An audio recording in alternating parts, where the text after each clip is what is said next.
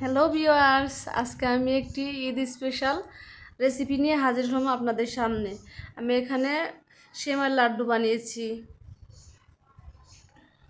যারা সেমাই খেতে পছন্দ করেন না, এভাবে লাড্ডু বানিয়ে খেয়ে দেখবেন, অনেক বেশি টেস্টি হয়। আমি এখানে 1 প্যাকেট লাচ্চার সেমাই নিয়েছি। সেমাইগুলো হাত দিয়ে একটু ভেঙে নেব। এরপর আমি চলে যাচ্ছি রান্নাঘরে। আমি কড়াইতে ঘি দিয়ে দিচ্ছি। ঘি দিয়ে এর মধ্যে আমি কাজু বাদাম, দেশি বাদাম, কিশমিশ এগুলো ভেজে নেব। এগুলো একটু ভাজা ভাজা হয়ে গেলে এর মধ্যে সেই সেমাইগুলো দিব। সেমাইগুলো দিয়ে ভাজতে থাকবো। এটা আস্তে আস্তে ভাজতে হবে। চুলার জালটা এ পর্যায়ে একদম লোতে রাখতে হবে।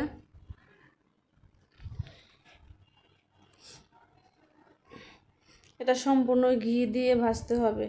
ভাজা ভাজা হয়ে আসলে এ পর্যায়ে দুধ দিতে হবে। আমি এখানে 1 প্যাকেট সেমাইয়ের জন্য হাফ কেজি পরিমাণ দুধ নিয়েছি। আরও দিয়ে দিচ্ছি এখানে 3-4টা এলাচ, 3-4 টুকরা দারচিনি। দুধ দিয়ে ভালোভাবে মেশাতে হবে।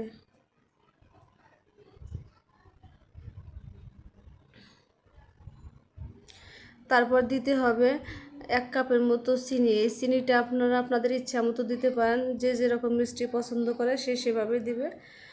আমার সেমাইটা অলরেডি সিদ্ধ হয়ে গেছে। এখন আমি এর মধ্যে ফুড কালার অ্যাড করতেছি। ফুড কালার দিয়ে ভালোভাবে মিশিয়ে নিতে হবে, যাতে লাড্ডুর যে অরিজিনাল কালারটা সেই কালারটা আসে। এই জন্য ফুড কালার ইউজ করেছি এখানে। কালারটা এরকম চলে আসছে, আমার লাড্ডুর কালারটা চলে আসছে। এখন আমার অলরেডি হয়ে গেছে। কড়ার থেকে যখন সেমাইটা ছেড়ে দেবে তখনই বুঝবেন যে এটা লাড্ডু বানানোর জন্য রেডি হয়ে গেছে। এখন আমি একটা প্লেটে নামিয়ে নিয়েছি। এখান থেকে এলাচ, দারচিনি এগুলো বেছে ফেলে দিচ্ছি। এখন আমি লাড্ডুগুলো বানাবো। এভাবে চেপে চেপে লাড্ডুগুলো বানাতে হবে। এই লাড্ডুগুলো বেশি মসৃণ হয় না, তারপর সাবধানতার সাথে যতটুকু পারা যায় মসৃণ করতে হবে। লাড্ডুর যেরকম শেপ হয় ঠিক সেমভাবে আমি শেপ দিয়ে দিচ্ছি।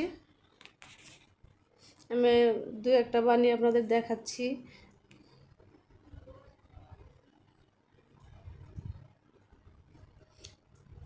আসলে অনেকে আছে যে দুধ সেমাই পছন্দ করে না, তারা যদি এভাবে লাড্ডু বানিয়ে খায় অনেক বেশি ভালো লাগবে। আর এটা ঈদের জন্য স্পেশাল একটা খাবার। আপনারা বানাতে পারেন ঈদের দিনে এরকম সেমাই লাড্ডু।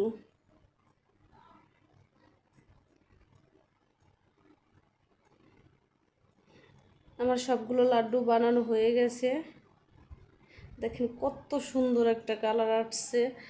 এরপরে লাড্ডু বানানো শেষ। এখানে ইচ্ছে করলে একটা জিনিস অ্যাড করা যায়, সেটা হলো গুঁড়া দুধ। আমি এগুলো গুঁড়া দুধের সাথে একটু গড়িয়ে নেব।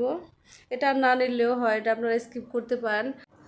লাড্ডুর অরিজিনাল কালারটা রাখতে গেলে গুঁড়া দুধ মেশানো যাবে না, কিন্তু আমি এখানে গুঁড়া দুধ দিয়ে একটু গড়িয়ে নিচ্ছি। আমার এরকম ভালো লাগে, তাই আপনাদের যদি এই ভিডিওটা ভালো লাগে প্লিজ একটা সাবস্ক্রাইব করবেন।